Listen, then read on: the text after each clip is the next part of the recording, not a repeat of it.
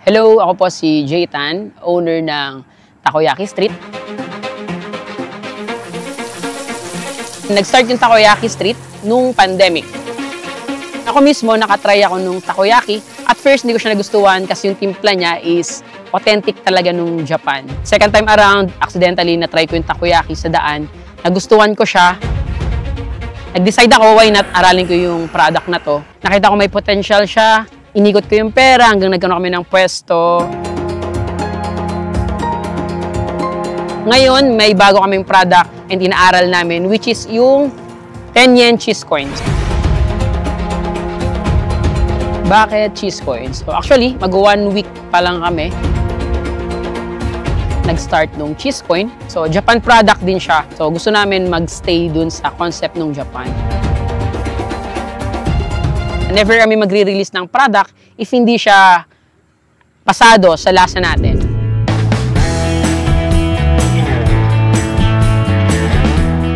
Sa video na to, ihanda ang tiyan kasi malulundo uli kayo sa sarap ng panibagong episode ng Sambo Eats. Nandito muli kami sa Mercedes Cabaluay Bypass Road at this time, binisita namin ang stall ng Takoyaki Street. Tara at samahan ninyo kami at pakinggan natin ang inspiring na kwento kung paano nagsimula ang Takoyaki Street. At titikman din natin ang kanilang cheese coin.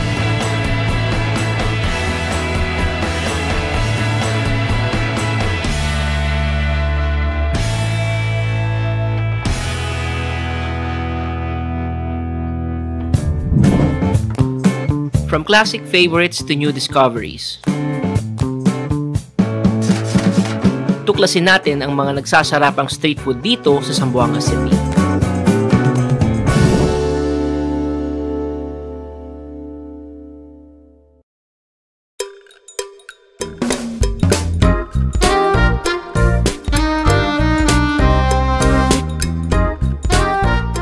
Na-feature na namin ang Takoyaki Street sa nakaraan naming video.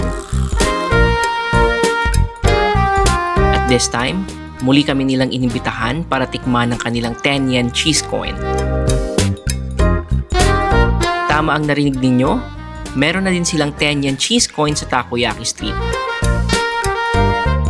Hindi lang basta cheese ang gamit nila, kundi mozzarella cheese. Tiyak na pakikiligi ng cheese coin nila ang inyong mga panlasa.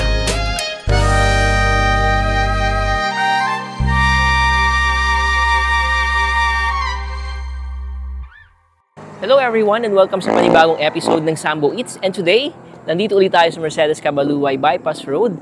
And this time, binisita uli natin yung Takoyaki Street para tikman ang kanilang cheese coin. So tama ang narinig nyo, meron silang cheese coin. So before na-feature na natin sila, and na-feature natin yung mga nagsasarapang street food ng Takoyaki Street. And this time, titikman naman natin ang kanilang cheese coin. And yung cheese coin nila is di lang basta cheese, mozzarella cheese ang gamit nila. So excited na ako tikman. So before we start our video, kung di ka pa nakasubscribe sa aming YouTube channel, paki-subscribe naman po. And kung di ka pa naka-follow, paki-follow kami at Sambo Eats sa Facebook. So tara, tikman natin yung cheese coin ng Takoyaki Street. Hello, ako po si Jay Tan, owner ng Takoyaki Street. Brief history regarding sa Takoyaki Street, kung paano siya nag-start. Sa mga nakakaalam or sa mga customer namin since day one, nag-start yung Takoyaki Street nung pandemic. So alam naman natin, marami nag-start nung pandemic, mga business, kasi nga maybe nawalan ng trabaho, tapos wala magawa sa bahay or for any reason. Ako mismo, nakatry ako nung takoyaki. At first, hindi ko siya nagustuhan kasi yung timpla niya is authentic talaga nung Japan. Second time around, accidentally na-try ko yung takoyaki sa daan. Nagustuhan ko siya. Na-realize ko, parang kinakain ko yung takoyaki mga thrice a week, 4 times a week. Nag-decide ako, why not aralin ko yung product na to. Then, to cut the story short, nag-start yung Takoyaki Street through delivery first. Since nag-food panda ako, trinay ko siya i-deliver. Nakita ko may potential siya.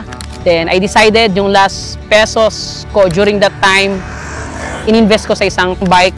Yun, nag-build kami sa pasunakan ng bike. From that day, after nung bike, inikot ko yung pera hanggang nagkaroon kami ng pwesto. And yung nagkaroon kami ng pwesto ngayon, Pasunangka, Baliwasan, Tetuan, IBT Divisoria, Bualan, and sa mga events. Kapag may mga events sa schools, na-invite kami.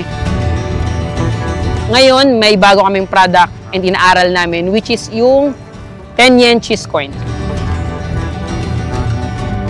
Bakit cheese coins? So actually, mag 1 week pa lang kami nag-start nung cheese coin. Japan product din siya. So gusto namin mag-stay dun sa concept ng Japan. The way siya gawin and the way siya i-serve is less yung trabaho. So yun yung gusto namin eh. Alam niyo naman eh, from drinks, from takoyaki na never kami magre-release ng product if hindi siya pasado sa lasa natin. So minimake sure namin na sulit yung bayad. Hindi lang siya sulit, more than pa sa sulit.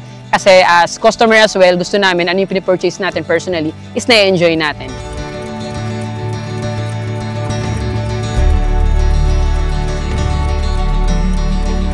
Invite ko po kayo. Bale may pwesto tayo sa, for now, Pasunangka, Baliwasan, Bualan. So almost the same time sila lahat. From 1 p.m. until 10 p.m. or mostly 11. As long may customer pa tayo, then why not? So sa Mercedes naman, Cabaluay, Friday, Saturday, and Sundays from 3 p.m. until 6 to 7 p.m. Yun.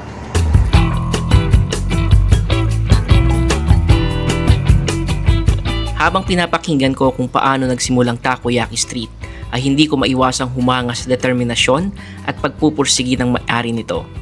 Hindi lang pansarili, kundi pati kapakanan din ng kanyang mga tauhan ang kanyang prioridad. Ito na pala guys yung proseso ng pagluluto ng cheese coin ng Takoyaki Street. Kung mapapansin nyo, may nakasalang na dito. Sine-check ng maigi and sinisigurado nilang tama yung pagkakaluto, hindi hilaw.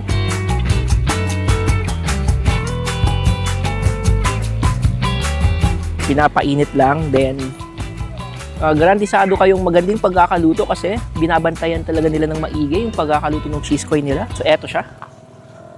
So yun.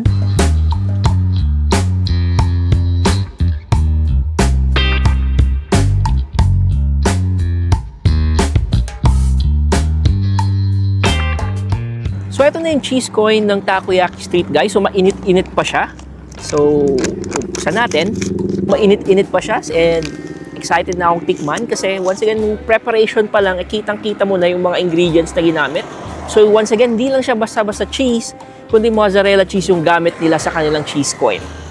So, hatiin natin, tikman natin yung loob ng cheese coin nila.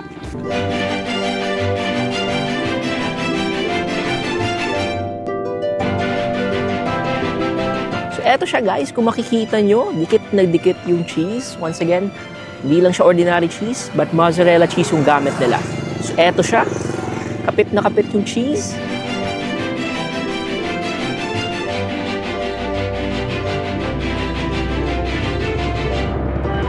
So first bite.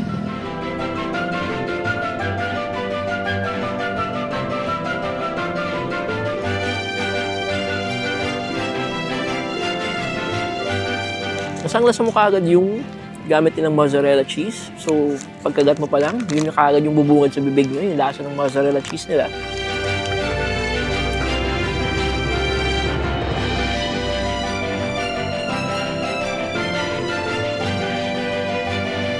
And guys, sa halagang 99 peso, matitikman nyo na yung cheese coin ng Takoyaki Street.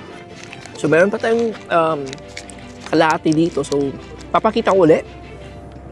So, paghihiwalayin natin yung two sides para makita nyo ulit yung mozzarella cheese. So, eto siya. Ayun, no? So, nahati na natin. So, kitang-kita nyo naman na hindi na siya basta-basta napuputol kaagad kasi gawa nga ng cheese na nasa loob. So,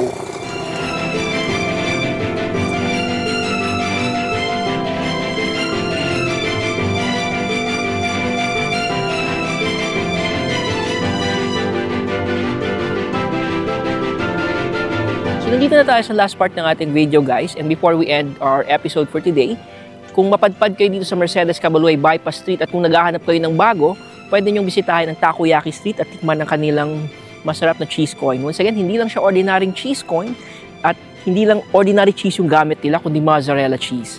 So, bisitahin nyo sila dito And once again, kung di ka pa nakasubscribe sa aming YouTube channel, paki-subscribe naman po. And malaking tulong po yun sa pagpapatuloy ng aming channel. And kung di ka pa nakafollow sa aming Facebook account, paki-follow naman po at Zambo Eats. And let's support small businesses dito sa Zamboanga City, and see you on our next video. That's yummy.